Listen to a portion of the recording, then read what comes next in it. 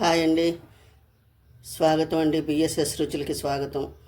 ఇప్పుడు నేను మెంతి కూర, కొత్తిమీర, రోటి పచ్చడి చేసి చూపిస్తానండి.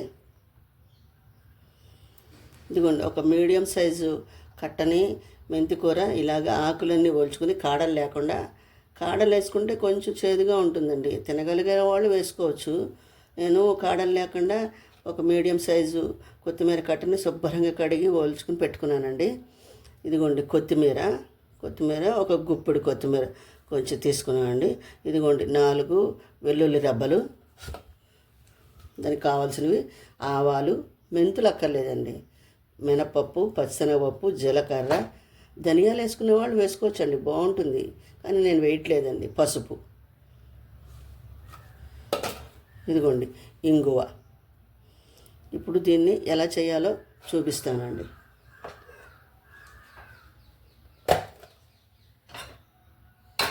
ఇప్పుడు పెట్టుకున్నానండి, వెలిగించుకుందాం.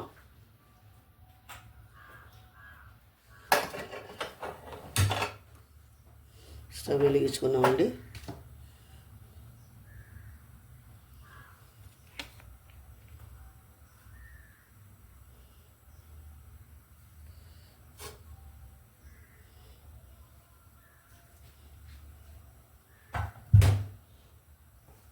నేను రాళ్ళు ఉప్పు వేసుకుంటానండి. మీరు మీ ఇష్టం, మీకు తోచింది, మీరు సాల్ట్ వేసుకుంటే సాల్ట్ వేసుకోండి. నేను రాళ్ళు ఉప్పు వేస్తాను మిరపకాయలు వేగించాక. పచ్చిమిరపకాయలు వేయట్లేదండి. ఇదిగోండి, ఈ మాత్రం ఎండుమిరపకాయలు వేయాలండి. ఈ ఎండుమిరపకాయలు పడతాయి, పచ్చిమిరపకాయలు వేయనండి. పచ్చిమిరపకాయలు వేస్తే నిల్వ ఉండదండి. ఇది ఎండుమిరపకాయలతోనే చేయాలండి. ఎండుమిరపకాయలే రుచి దీనికి. కొంచెం ఆయిల్ పడుతుందండి పచ్చిమిరప. దీంట్లో తిరగమోత ఇంకేం అక్కర్లేదండి. ఇప్పుడే మనం వేసేస్తాం కదండి దీంట్లోనే. ఇదిగోండి ఎండుమిరపకాయలు వేసాను.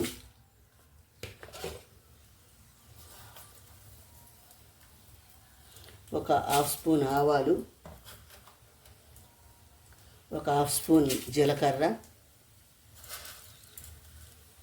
కాస్త ఒక 1/2 స్పూన్ మినపప్పు,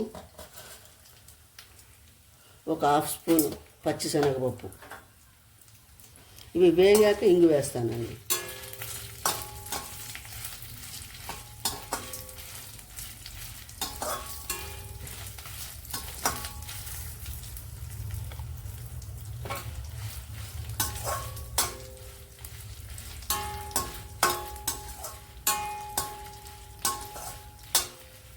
సిమ్లో పెట్టుకుని వేగించుకోవాలండి.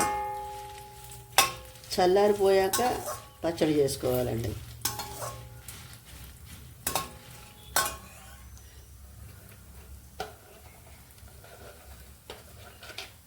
వెల్లుల్లి రెబ్బలు 4 వేసేస్తున్నానండి.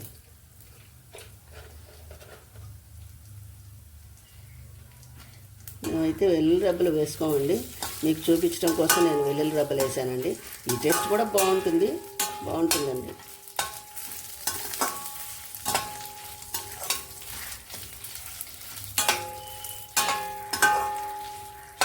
ఈ మాత్రం ఎండుమిరపకాయలు పడతాయి.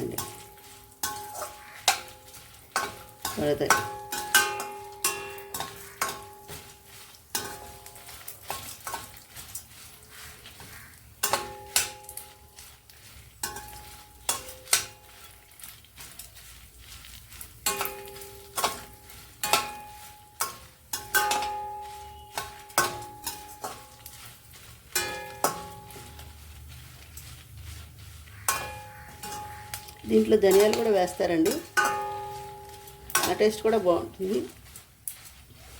కానీ నేను వేయట్లేదండి. నాకు ఆ మెంతి కూర ఫ్లేవరు తెలియాలని వేయట్లేదండి. ధనియాలు ఎంత వేసినా అసలు ఆ ఫ్లేవర్ చాలా బాగుంటుంది. అందుకని నేను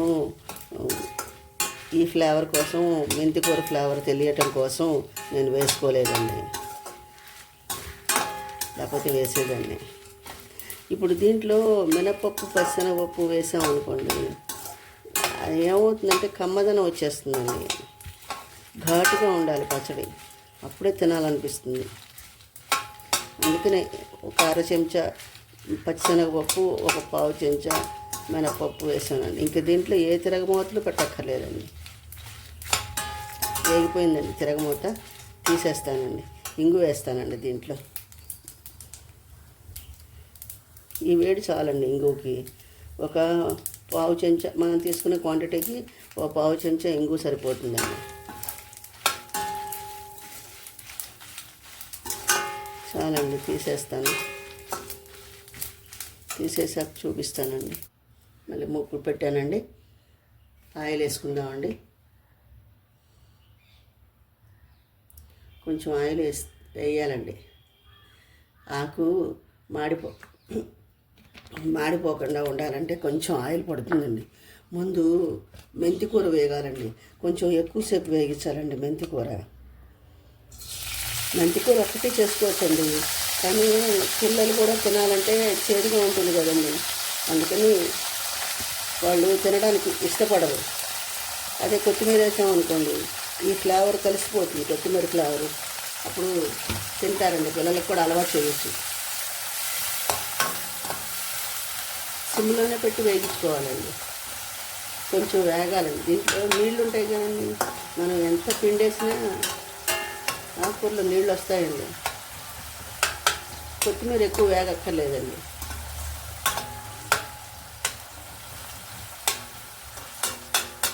ఇవి మూత పెట్టకూడదండి, మూత పెట్టకూడదు. కొంచెం పసుపు వేస్తున్నానండి. పసుపు వేసాను.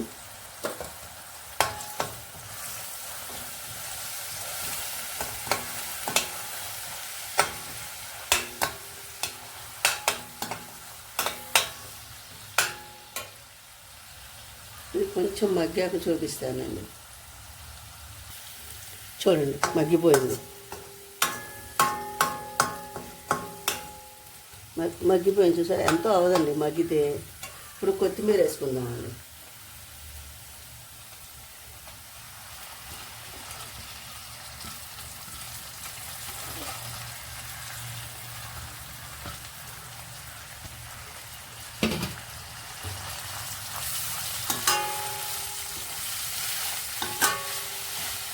రోట్లో చేయాలండి, కానీ నేను ఈరోజు మిక్సీలో చేస్తున్నానండి.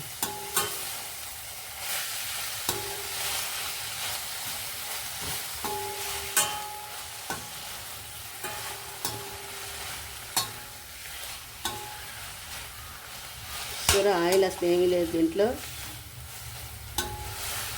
కరెక్ట్గా వేసానండి, ఎక్కువ వేయక్కర్లేదు.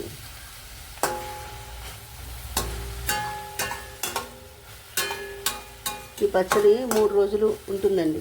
ఫ్రిడ్జ్లో పెట్టుకుంటే ఇంకో 2 రోజులు ఎక్కువ ఉంటుందండి.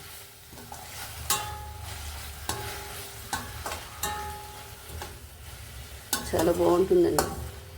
పచ్చిమిరపకాయలు వేయకూడదండి.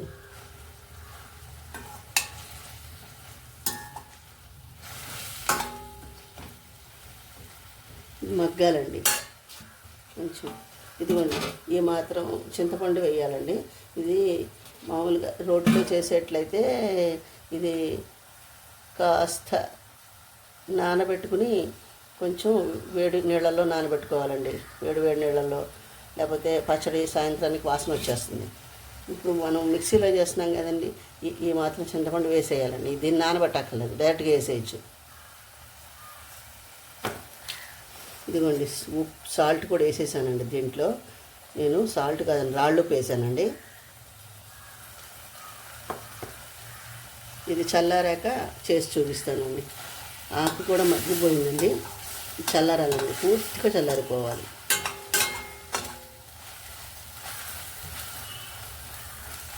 ఇలాంటి పచ్చళ్ళు చక్కగా సండే చేసి పెట్టేసుకుంటే మీకు క్యారేజీల్లోకి తడి తాగంది కదండి, ఉంటుందండి, ఏమవుదు పచ్చడి. పచ్చిమిరపకాయలు వేయలేదు కదండి, ఉంటుంది. చక్కగా క్యారేజీల్లోకి, స్నాక్స్లోకి, అదేనండి ఇడ్లీలోకి, దోశల్లోకి కూడా బాగుంటుందండి పచ్చడి. దిబ్బ రొట్టెల్లోకి, ఆవిరి కుడుములోకి. ఒకరోజు ఆవిరి కుడుము కూడా వేసి చూపిస్తానండి మీకు. మా చిన్నప్పుడు అవి పెట్టేవారండి, ఆవిరి కుడుములు, ఇడ్లీలు, పెసరట్లు.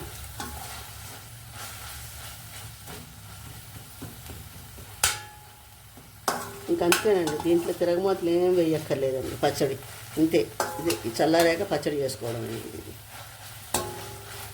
మగ్గిపోయిందండి. ఇది చల్లారాక నేను మీకు పచ్చడి చేసి చూపిస్తానండి. చల్లారిపోయిందండి, పచ్చడి చేసేసానండి. ఇదిగోండి పచ్చడి. దీంట్లో ఇంకేం తిరగమాతలు వద్దండి, అంతే అండి. అన్ని తిరగమాతలు మనం ముందే వేసేసామండి, ఇంకేం వేయక్కర్లేదు దీంట్లో. వేడి వేడి అన్నంలో తింటే వడియం వేసుకుని, గుమ్మడికాయ వడియం, సగ్గుబియ్యం వడియం, పిండి వడియం, ఏదో ఒక వడియం, అప్పడము వడియం,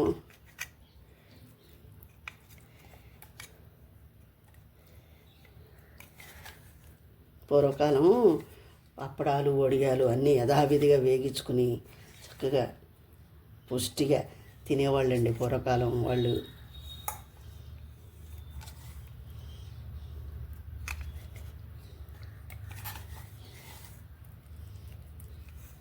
ఈ పచ్చడి చాలా బాగుంటుందండి, ఆవిరి కుడుముల్లోకి, ఇడ్లీల్లోకి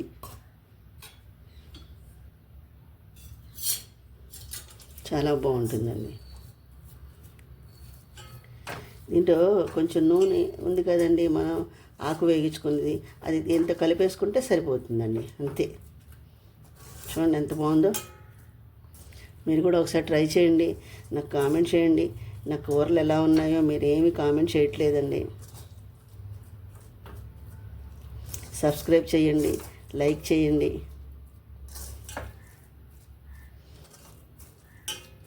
అంతే అండి చట్నీ. వేడి వేడి అన్నంలో నేను వేసిన చింతపండు, ఉప్పు అన్నీ సరిపోయినాయండి. ఇది వారం ఉంటుందండి ఈ పచ్చడి, ఏమీ అవ్వదు. ఇప్పుడు దీన్ని ఒక బౌల్లోకి తీసుకుందామండి. ఒక ఎయిర్ టైట్ బాక్స్లో పెట్టేసి మనం ఫ్రిడ్జ్లో పెట్టేసుకుంటే ఇది వారం ఉంటుందండి, వారం ఉంటుంది.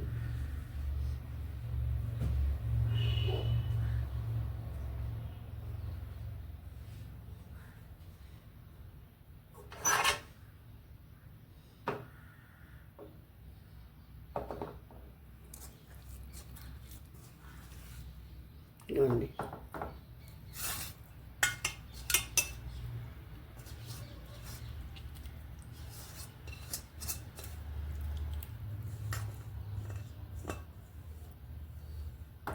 మంచి వాసన వస్తుందండి. మీరు కూడా ఒకసారి ట్రై చేయండి. నా ఛానల్ని సపోర్ట్ చేయండి, సబ్స్క్రైబ్ చేయండి, లైక్ చేయండి, షేర్ చేయండి. మళ్ళీ ఇంకో వంటకంతో కలుస్తానండి. బాయ్.